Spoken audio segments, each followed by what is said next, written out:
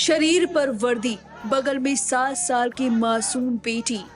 ये है अफसाना, उस बहादुर पति की पत्नी जो इस दुनिया में नहीं रहे।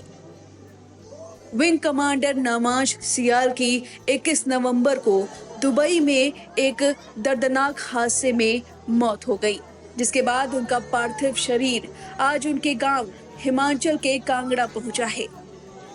हिमाचल के जिस गांव में कभी नामाज की आवाज गूंजती थी, वहां आज चीख पुकार मची है। परिवार की आंखें नम हैं, मगर सिर गर्व से उठा है, क्योंकि उनका बेटा देश के लिए शहीद हुआ है।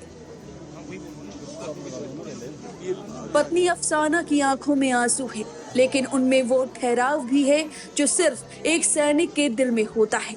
एक तरफ पति की शहादत का गर्व, दूसरी तरफ वो खालीपन जो शायद जिंदगी भर भरेगा नहीं।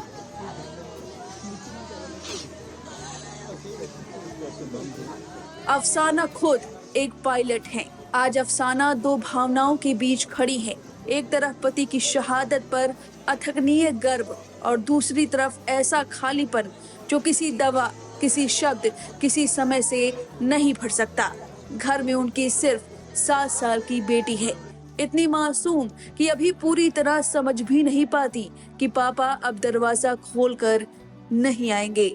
उनकी गोद, उनकी मुस्कान, उनके कंधे अब सिर्फ एक याद बनकर रह गए हैं। पत्नी अफसाना जानती हैं कि शहादत सिर्फ एक शब्द नहीं है, वो एक भारी बोझ है जिसे सिर्फ फौजी परिवार ही समझते हैं। और आज जब वह वर्दी पहनकर अपने पति के पार्थिव शरीर के सामने खड़ी हुई, उस दिन तो पायलट वाला एहसास नहीं, बल्कि पत्नी का टूटा हुआ दिल सबके सामने नजर आया। ये दृश्य रूह कपा देती है। जिस इंसान के साथ उड़ाने भरी किस्मत की हवाओं से खेला, जिसमें जिंदगी बांटी, आज वही इंसान तिरंगे में लिपटा हुआ सामने है। हिमाचल के उस शांत वादियों में आज मातम बस रहा है। रोने की आवाजें, सिसकियां हैं, लेकिन इन्हीं सिसकियों के बीच एक अजीब सा सुकून भी है। सुकून इस बात का कि उनका बेटा डर कर नहीं आया। वो गया तो एक हीरो की तरह गया। जिस बेटे को बचपन से आसमान पसंद था, उसने आखिरी सांस भी उसी आसमान में ली, अपने फर्ज पर कायम रहते हुए। लेकिन सवाल है उस पत्नी का क्या, उस औरत का जिसकी दुनिया नामाशी थे। अब जब वह आसमान को देखेगी तो क्या दिखाई देगा? वो नीला आकाश या उसके अंदर समाया हुआ अपना खोया हुआ प्यार?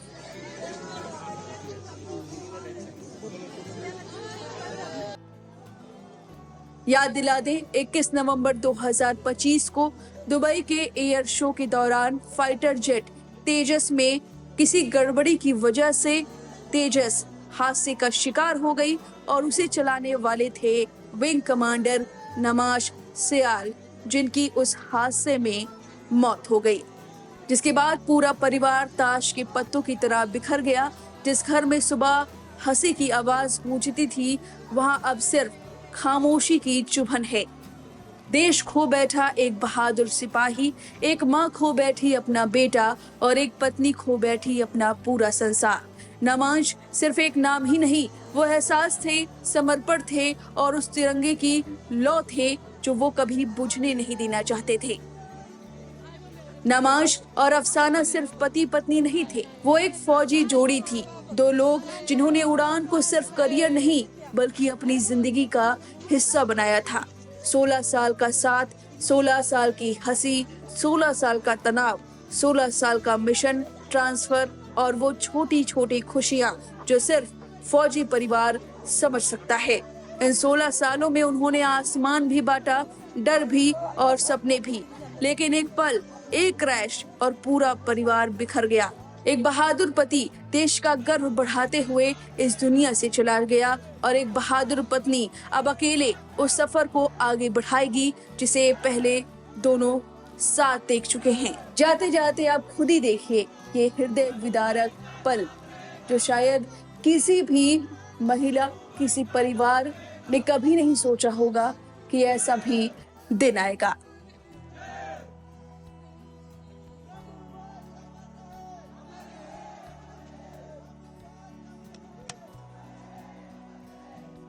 और जब ये सिलेक्ट हुआ सैनिक स्कूल में तब भी इसके पापा बहुत खुश थे। और इनको जब ये 7वीं 8वीं में पढ़ता था तब से मैं जानता हूँ और इस घर में मैं आता रहता हूँ। ये फैमिली फ्रेंड है, मेरे रिश्तेदार भी हैं। और उनको ये था कि मैंने पायलट बनाना है इसको, और बहुत खुश हुए जब वो सैनिक स्कूल में सिलेक्शन हुई। उसके बाद एनडीए फर्स्ट अटैम्प्ट में इसका उसमें इंटरव्यू में रह गया था फर्स्ट टाइम ये, लेकिन सेकंड अटैम्प्ट में इसने क्लियर किया। और जब भी मैं यहाँ आता जाता हूँ तो इसके डैडी मुझे इसकी वीडियोस दिखाते हैं कि ये देखो अरुण, ये देख, बोला ये हमारे ये फ्लाइंग स्टाफ हैं, chief of army staff, chief of flying के हैं, उनके साथ इसकी वीडियो दिखाई। बोला ये देखो इसकी वीडियो, बोला ये उनके साथ फ्लाइंग कर रहा है।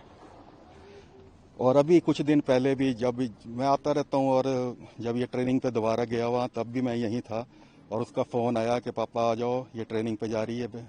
उसकी जो वाइफ है उनकी ट्रेनिंग पे जा रहे हैं वो, बोला, और मम्मी पापा को दोनों को बुलाया उसने। मैं यहीं था उस दिन उनके साथ। फिर दोबारा जब इसकी फिर सिलेक्शन हुई तब ये इसके डैडी यहीं थे, अकेले थे और मम्मी थे वहाँ।